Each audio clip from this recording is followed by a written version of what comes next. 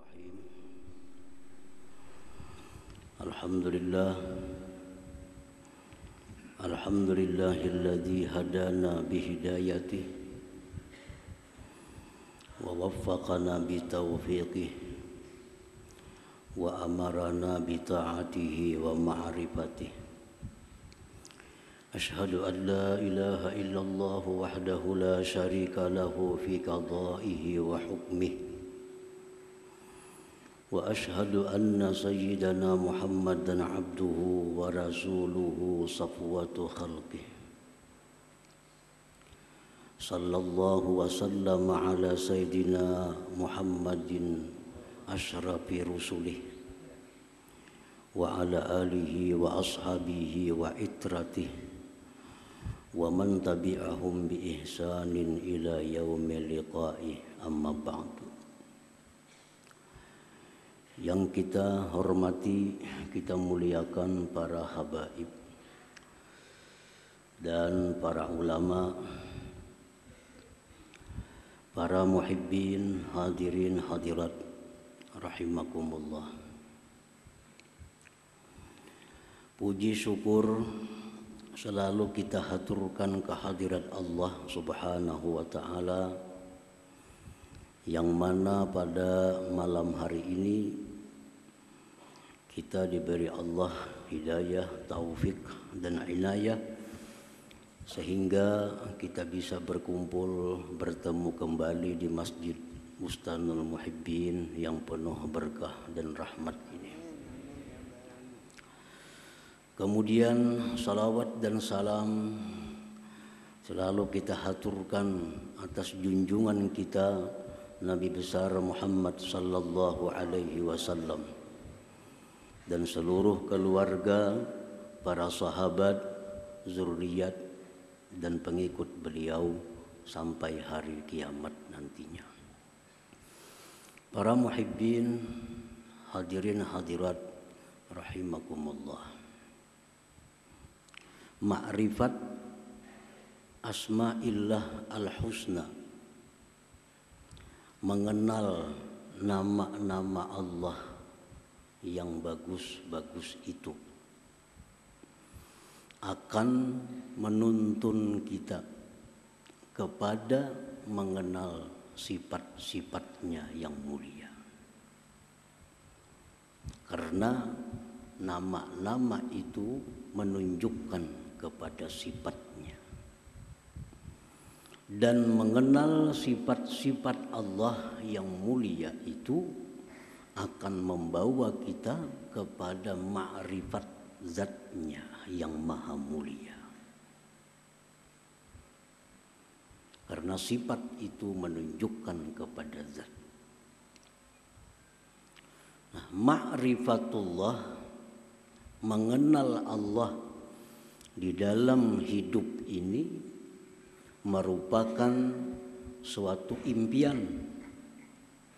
Suatu impian bagi orang-orang yang mempunyai akal yang sihat, akal yang selamat. Allah Subhanahu wa ta'ala berfirman, "Wa ma khalaqtul jinna wal ins illa liya'budun." Artinya tidak aku ciptakan jin dan manusia melainkan liya'budun, liya'rifun, untuk mengenal aku. Nah, jadi manusia yang punya akal baik, manusia yang punya akal sehat, mereka ingin sekali ma'rifatullah, mengenal Allah Subhanahu wa ta'ala. Nah, para muhibbin, hadirin hadirat rahimakumullah. Di dalam hal makrifat kepada Allah ini, manusia ada terbagi tiga. Pertama, kelompok yang disebut dengan la aqla lahum, manusia yang tidak ada akal baginya. Arti manusia cuma tidak ada akal. Nah, manusia seperti ini mereka hanya kenal kepada makhluk. Kenalnya hanya kepada makhluk. Tidak kenal kepada Al-Khaliq, pencipta dan pemilik semua makhluk itu. Nah, dia hanya kenal kepada makhluk, dia hanya melihat kepada makhluk, tidak kenal kepada pencipta, pemilik makhluk itu. Nah, manusia seperti ini disebut la aqla lahum, tidak ada akal bagi mereka. Seperti kambing. Kambing itu hanya kenal kepada pengembala.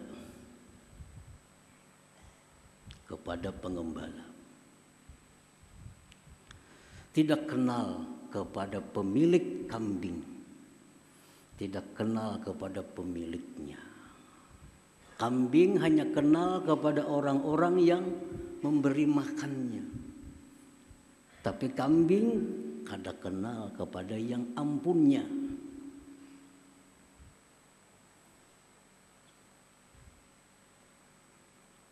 Begitu pengembala datang, kambing senang. Kambing berparak, kambing mendekat kepada si pengembala. Karena ini datang membawa rumput. Datang pemiliknya, pakai mobil, baju jas, bungas orangnya. Kada hira-hiran kambingnya. Kada hira-hiran. Dikawai, kada hira-hiran. Bahkan berjauh. Padahal ini ampunnya kambing. Njarnya sembalihnya kambing itu. Cuma inya kada kenal. Kenalnya cuma pengembala. Bajunya cumpang-camping, selawarnya cumpang-camping. Kenalnya cuma itu. Karena itu yang tiap hari mendatangkan membawa makanan. Kada kenal pemiliknya. Dan kambing kada berusaha kenal kepada pemiliknya. Kada perlu kenal. Nah, itulah manusia yang hanya kenal kepada makhluk. Tidak kenal dan tidak ingin kenal kepada Al-Khaliq, kepada pencipta. Itulah aqla lahum, tidak ada akal seperti kambing tadi. Muhibbin hadirin hadirat yang dimuliakan Allah. Manusia yang tidak ada akal ini keinginannya cuma dekat dengan makhluk. Keinginannya cuma dekat dengan makhluk. Keinginannya diperhatikan makhluk. Keinginannya jinak dengan makhluk. Kalaupun dia beribadah, sembahyang, bersedekah, tapi tujuannya agar dipuji oleh makhluk, agar makhluk simpati kepadanya, agar dipilih oleh makhluk. Andai kata calon misalnya, andai kata dia beribadah, karena dia hanya makhluk tahunya. Walaupun beribadah, tujuannya agar dipuji makhluk, dekat dengan makhluk, disayang oleh makhluk, dipuji oleh makhluk. Nah, manusia-manusia seperti ini di akhirat nantinya akan banyak mendapat kesulitan-kesulitan. Di akhirat akan banyak mengalami kesengsaraan karena dia tidak kenal kepada Al-Khaliq, kepada pencipta alam semesta ini. Nah, muhibbin hadirin hadirat yang dimuliakan Allah. Nah, kelompok yang kedua.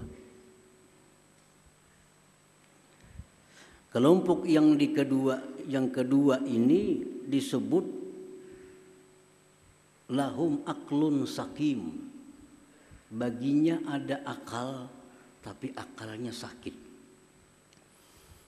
Ada akal, tapi kada sihat akalnya. Akalnya kada sihat. Orang kada sihat ini menyutih manis yang sepahit. Orang kada sihat. Ini akal ada, tapi kada sihat.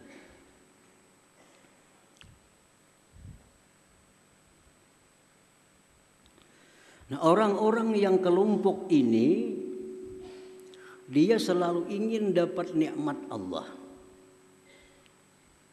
Ingin dapat perlindungan Allah. Ingin mati ke surga. Ingin banyak dapat bidadari. Tapi tidak ada hasrat di dalam hatinya untuk mengenal Allah Subhanahu wa ta'ala.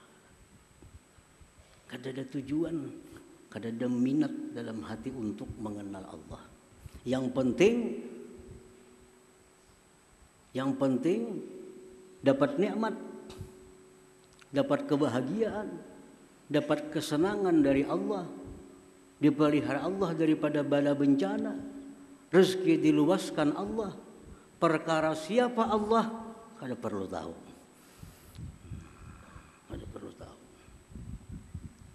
Nah, ini orang berakal, cuma akalnya sakit. Nah, orang seperti ini kalaupun dia beribadah kepada Allah, sembahyang, baca Quran, tapi selalu minta kepada Allah, murah rezeki. Murah rezeki. Selamat dari bala. Lunas hutang. Mati ke surga, berkumpul lawan Nabi ya pulang di surga minta.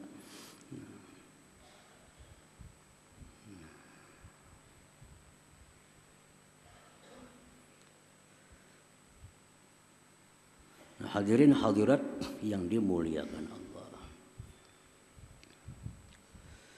Nah, kelompok yang kedua ini, andai kata dia mati masuk surga,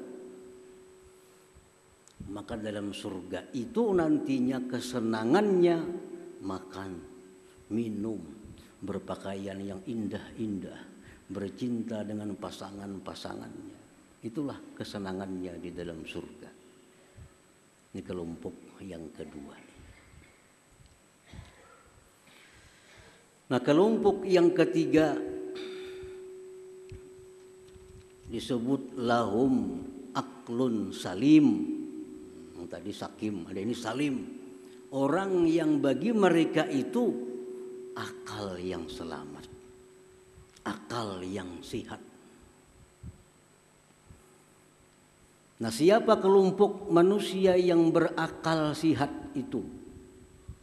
Itulah kelompok orang-orang yang ingin kenal dengan Allah Subhanahu wa ta'ala, yang ingin dekat dengan Allah, yang ingin jinak dengan Allah.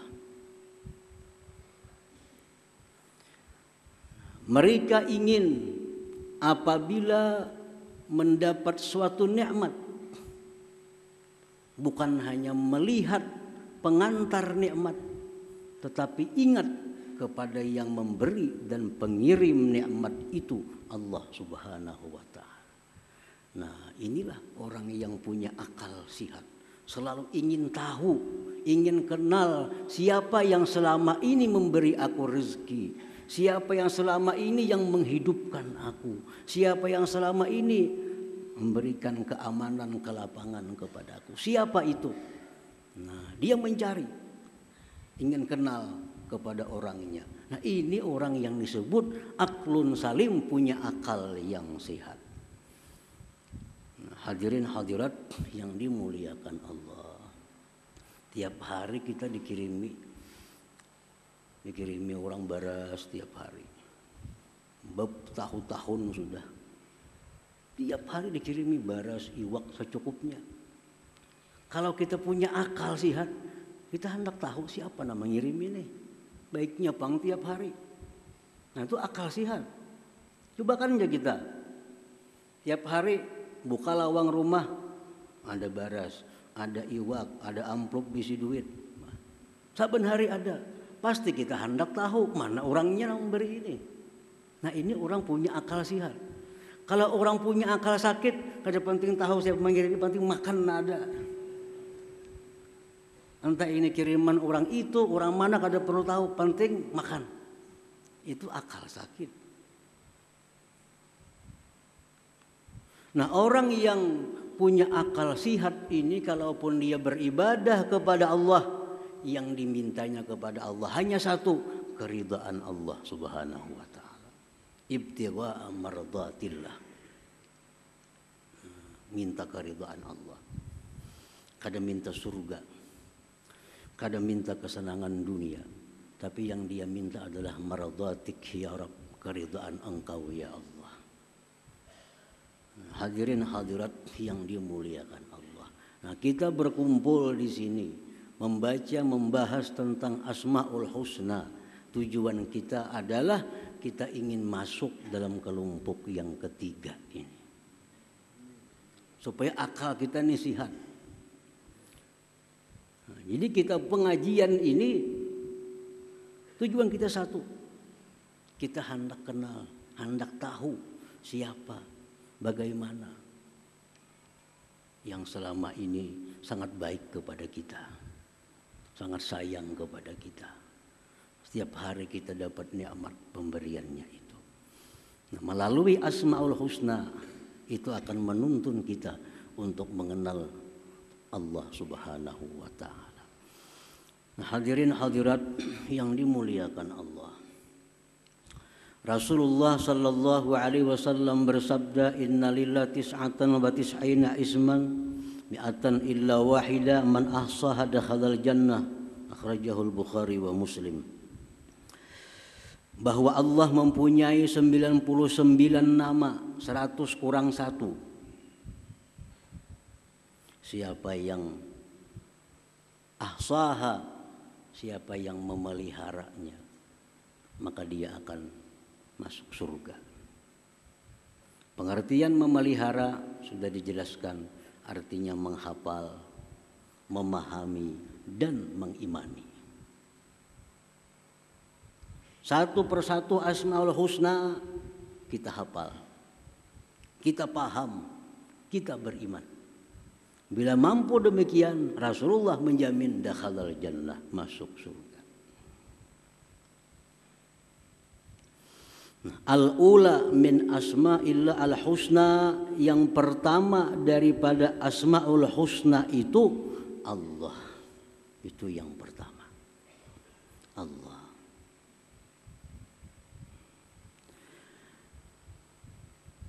Qala al-Imam al-Ghazali rahimahullah, bahwa ismun lil mawjudil haq al-jami' li sifatil ilahiyah al-man'uti bi nu'utir rububiyah al-mutafarridi bil wujudil hakiki.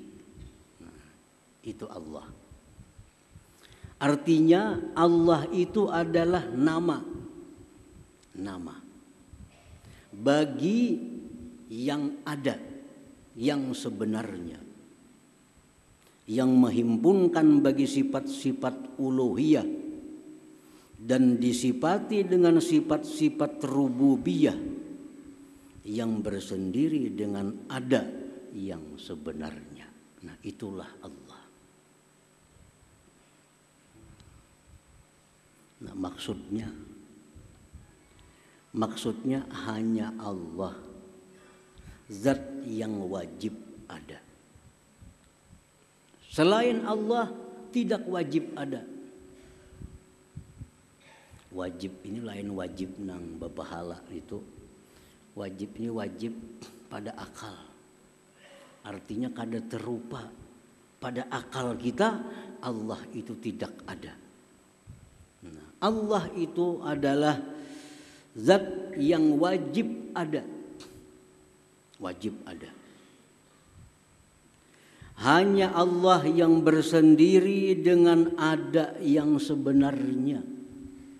Hanya Allah yang bersendiri dengan ada yang sebenarnya. Adanya selain Allah hanya diadakan oleh Allah Subhanahu wa ta'ala. Adanya bumi, langit diadakan oleh Allah. Adanya matahari diadakan oleh Allah. Yang ada sebenarnya itu Allah. Yang lain dari Allah diadakan. Diadakan. Kita bisa berpandir, diada-adakan jar. Biasa kita berpandir itu. Diada-adakan jar. Berarti apa? Berarti kadada. Ini diada-ada benar aja. Diada-ada berarti kadada. Nah, selain Allah itu diada-ada, diadakan oleh Allah. Yang ada sebenarnya itu hanya Allah Subhanahu wa ta'ala. Allah kada diada-ada. Allah ada dengan zatnya. Selain Allah diada-ada, diada-adakan, dicipta oleh Allah Subhanahu wa ta'ala. Kalau yang bujur-bujur ada itu hanya Allah. Hanya Allah yang bersifat dengan sifat rububiyah dan sifat-sifat uluhiyah. Hanya Allah. Lain dari Allah kadada yang bersifat rububiyah, kadada yang bersifat uluhiyah. Nah, muhibbin hadirin hadirat yang dimuliakan Allah. Sifat rububiyah. Nah, rububiyah seperti mencipta. Itu rububiyah. Apalagi menghidupkan, mematikan, memberi, mencegah, menolong, itu sifat rububiyah. Kalau sifat uluhiyah itu artinya dia yang berhak disembah, dia yang berhak dipuji, dipuja, dia yang berhak ditaati, dia yang berhak diharapkan, dia yang berhak ditakuti, dan seterusnya. Itu namanya uluhiyah. Nah, bila kita berdoa kepada Allah dengan kalimat Ya Rabbi, berarti kita menyeru Allah dengan sifat rububiyah. Ya Rabbi, artinya apa? Hai Tuhan yang mencipta, memberi, menolak, menghidupkan, mematikan, dan seterusnya. Kalau kita berdoa dengan Ya Ilahi, Ya ilahi, hai Tuhanku yang berhak disembah, yang berhak dipuji, yang berhak ditaati, yang berhak ditakuti dan diharapkan seterusnya. Biasa kita berdoa Ya Rabbi, artinya apa? Wahai Tuhan yang mencipta, wahai Tuhan yang memberi rezeki, wahai Tuhan yang menolong, menghidupkan, mematikan. Tapi kalau Ya ilahi, ya Tuhanku juga artinya cuma uluhiyah. Ya ilahi, hai Tuhan yang berhak disembah. Nah, tapi kalau kita berdoa dengan Ya Allah atau Allahumma, mencakup Ya Rabbi dengan Ya ilahi kedua-duanya.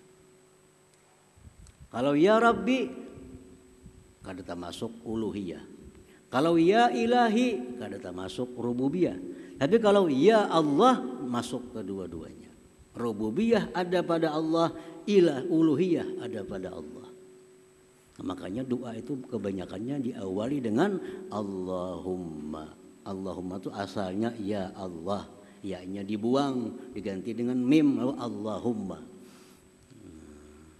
Begitu kita menyeru Ya Allah, komplit dah. Wahai Allah, wahai Tuhan yang punya sifat rububiyah dan punya sifat uluhiyah. Nah, hadirin hadirat yang dimuliakan Allah.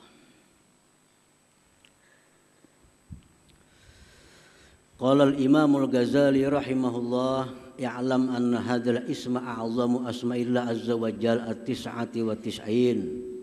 Ketahuilah bahwa ini nama Allah paling agung, Asmaul Husna. Paling agung Asmaul Husna itu adalah Allah. Karena Allah itu menunjukkan kepada zat. Menunjukkan kepada zat.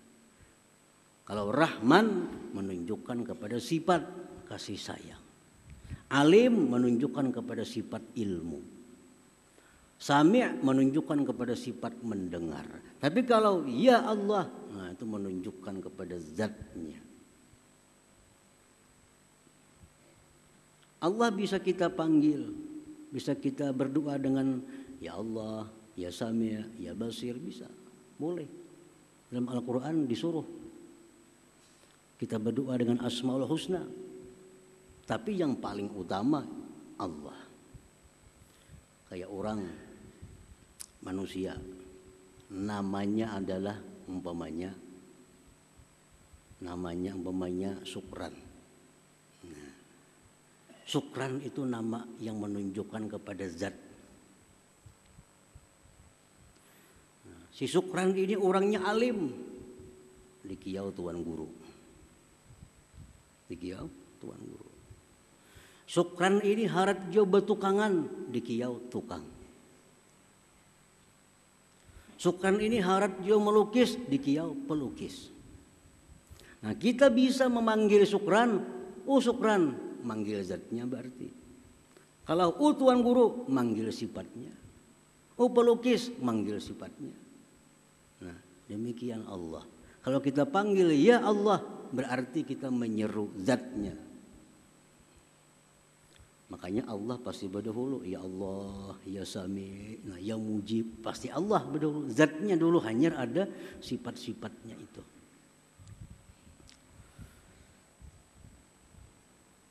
Jadi Allah itu adalah paling agung di antara sekian Asmaul Husna.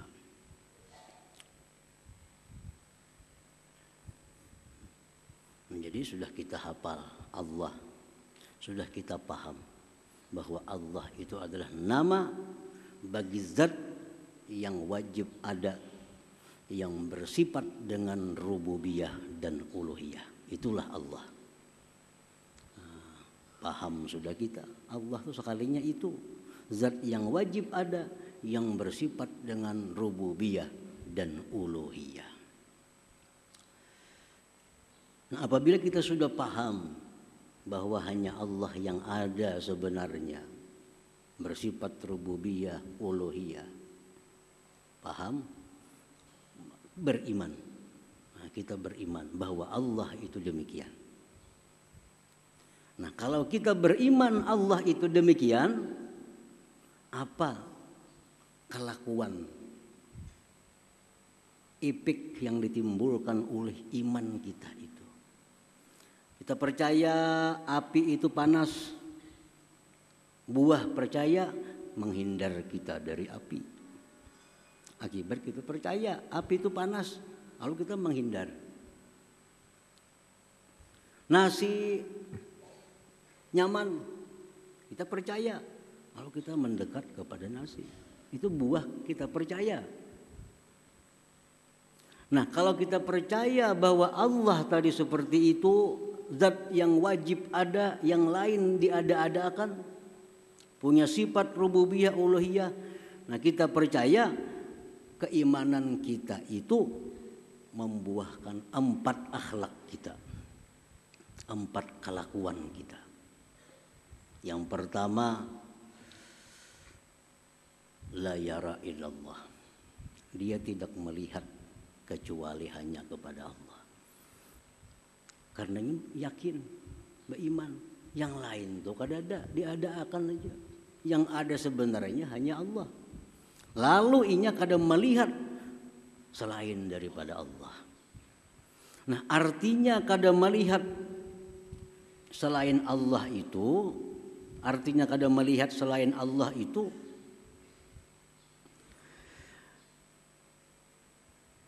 apabila dia melihat sesuatu, dia ingat kepada Allah sebagai zat yang mencipta dan mengadakannya. Nah, itu artinya. Dia tidak melihat selain Allah. Artinya kalau dia melihat sesuatu, dia ingat bahwa sesuatu itu diadakan oleh Allah Subhanahu wa taala. Melihat apakah? Dalam hatinya diadakan oleh Allah.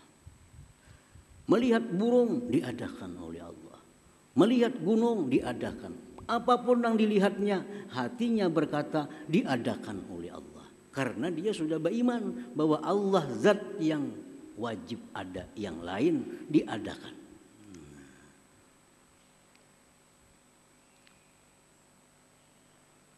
Melihat baras juga cuma di hatinya diadakan oleh Allah.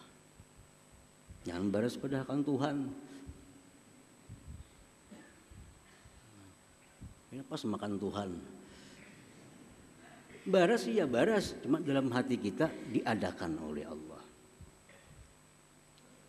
Melihat iwak juga, tapi dalam hati diadakan oleh Allah. Nah itu artinya dia tidak melihat kecuali kepada Allah. Akibat beriman dengan nama Allah tadi. Satu itu. Yang kedua, dia tidak menoleh kecuali kepada Allah. Dia tidak menoleh kepada selain Allah. Nah, artinya apa? Kadang menoleh kepada selain Allah, dia tidak mencari penilaian makhluk. Tidak mencari pujian makhluk. Dalam setiap perilakunya, dalam setiap tingkah lakunya. Dia tidak peduli celaan orang yang mencela selama dia berada di jalan yang diridhai oleh Allah Subhanahu wa taala. Nah, ini namanya tidak menoleh kepada selain Allah. Biar aja orang mencela, yang penting Tuhan kadang mencela aku. Kadang-kadang kita ada dihadapkan masalah. Kalau ini kita perbuat, orang kada ketuju, tapi Allah ketuju. Ambil nang Allah ketuju. Kalau kita beriman dengan nama Allah itu. Nah, dia tidak menoleh kepada Allah. Kalau aku makai ini, padahal orang kada baik, tapi Allah madahkan baik, ambil nang ampun Allah itu. Kalau aku makai ini, orang samuan baik madahkan aku, tapi Allah kada ketuju, ambil nang ampun Allah itu. Nah, itu artinya kadang menoleh kepada selain Allah. Yang ketiga dan keempat, dia tidak mengharap dan tidak takut kecuali hanya kepada Allah. Nah, tidak mengharap dan tidak takut hanya kepada Allah. Artinya dia tidak beribadah melainkan hanya mengharap ridha Allah. Dan dia tidak menjauhi maksiat melainkan semata-mata takut kepada Allah Subhanahu wa taala. Bila 4 hal itu ada dalam diri kita, kita ngarannya, kita ini namanya al-mu'min. Bismillah, orang yang beriman dengan nama Allah itu. Tahu sudah Allah tadi, ini artinya beriman. Bila kita beriman dengan nama Allah tadi, kita kadang melihat sesuatu kecuali Allah. Artinya kita melihat apapun, kita ingat itu diadakan oleh Allah. Yang kedua, yang kita cari itu adalah perhatian Allah. Yang kita cari penilaian Allah.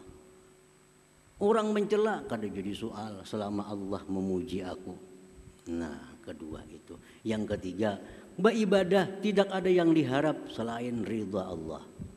Menjauhi maksiat semata-mata karena takut kepada Allah Subhanahu wa taala. 4 hal itu buah keimanan kita kepada Asmaul Husna yang pertama, Allah itu. Nah, hadirin hadirat yang dimuliakan Allah. Kemudian zikrullah bilafzil jalalah. Kita berzikir dengan lafaz Allah. Allah, Allah, Allah, Allah. Ini ada 2 pendapat ulama. Satu pendapat ulama yang mengatakan tidak ada zikir dengan lapas Allah Allah. Tidak ada. Yang ada diajarkan Rasulullah, la ilaha illallah, alhamdulillah, subhanallah, astagfirullah. Kalau Allah Allah tidak ada. Bid'ah. Ini kelompoknya Ibnu Taimiyah dan seumpamanya. Kada jadi masalah. Ini ulama-ulama juga. Kan ulama ini pewaris Nabi. Ulama pewaris Nabi. Nangaran pewaris ini kada sama dapat.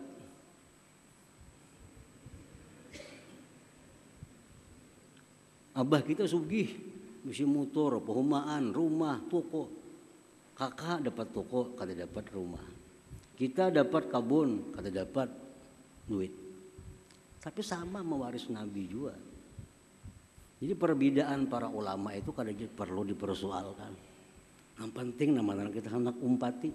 Semuaan ya ampun Nabi juga. Semuaan ampun Nabi. Yang waris Nabi. Nah kelompok ini mengatakan tidak ada zikir Allah Allah. Kalau hendak berzikir la ilaha illallah. Lebih baik karena itu diajarkan oleh Nabi langsung. Nah pendapat yang kedua, ada itu zikir Allah Allah. Ada. Bahkan Imam Abul Abbas Al-Mursi, ini gurunya pengarang hikam, berkata, liyakun zikruka Allah Allah, fa inna hadzal isma sultanul asma. Hendaklah zikir engkau itu Allah Allah Allah, karena itu merupakan rajanya Asmaul Husna. Abul Abbas Al-Mursi ulama juga, pewaris Nabi juga.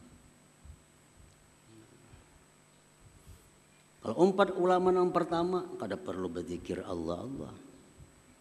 Kalau empat kelompok ulama yang ini ya, boleh kita berzikir dengan Allah Allah itu. Nah, berapa mestinya zikir Allah Allah ini? Sehari kada ditentukan.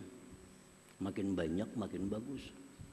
Apa manfaatnya kalau kita berzikir Allah Allah Allah untuk mewujudkan empat hal tadi? Supaya kita kadang melihat sesuatu melainkan Allah, kadang menoleh kepada selain Allah, tidak takut, tidak berharap kecuali Allah. Kalau hendak dapat itu, banyaknya berzikir Allah Allah Allah. Ya sekada-kadanya 2000 ke sehari. 1000 itu 10 menit saja. Kada sampai sebilah rukuk. Coba aja. Allah, Allah, Allah, Allah, Allah. Sampai ke hati-hati tapi nyala Allah. 10 menit kada sampai tuntung. Nah siang 1000, malam 1000. Amalkan ya. Sedikit demi sedikit kita akan bisa melihat apa? Oh diadakan Allah. Melihat apa? Oh diciptakan Allah. Itu faedahnya orang yang mengamalkan zikir lafzul jalalah itu. Ulun dulu waktu mengaji dengan Habib Abu Bakar Al-Habsyi, Abu Bakar bin Salim Dahlia, hanya mengaji lawan sidin, belum lagi diajari apa-apa oleh sidin. Kami jadi amalkan Allah Allah 10.000 sehari. 10.000 sehari. Kan terlalu lawas juga 10.000. Untuk di warung 2-3 jam ada kerasaan kita. Di muka TV ada kerasaan. Cuma kalau 10.000 sehari, 2.000 aja sehari. Siang 1.000, malam 1.000. Allah, Allah sampai ke hati-hati tapinya. Allah, Allah, Allah. Setengah bulan amalkan. Karena setengah bulan akan datang, kita sudah merasa melihat apa ingat Allah. Melihat apa ingat Allah. Malam 1.000, siang 1.000. Amalan lain tarusakan aja, jangan diambil. Yang biasa baca la ilaha illallah 1.000 tarusakan, yang salawat biasa tarusakan. Ini tambahan. supaya kita dapat buah iman 4 perkara tadi. Nah, hadirin hadirat yang dimuliakan Allah, mudah-mudahan Allah berikan kita taufik hidayah sehingga bisa mengamalkan ilmu yang diberikan Allah Subhanahu wa taala kepada kita. Dan insya Allah kita pada setengah bulan yang akan datang memasuki asma yang kedua, yaitu Ar-Rahman. Ila hadratin Nabi sallallahu alaihi wasallam. Al-Fatihah.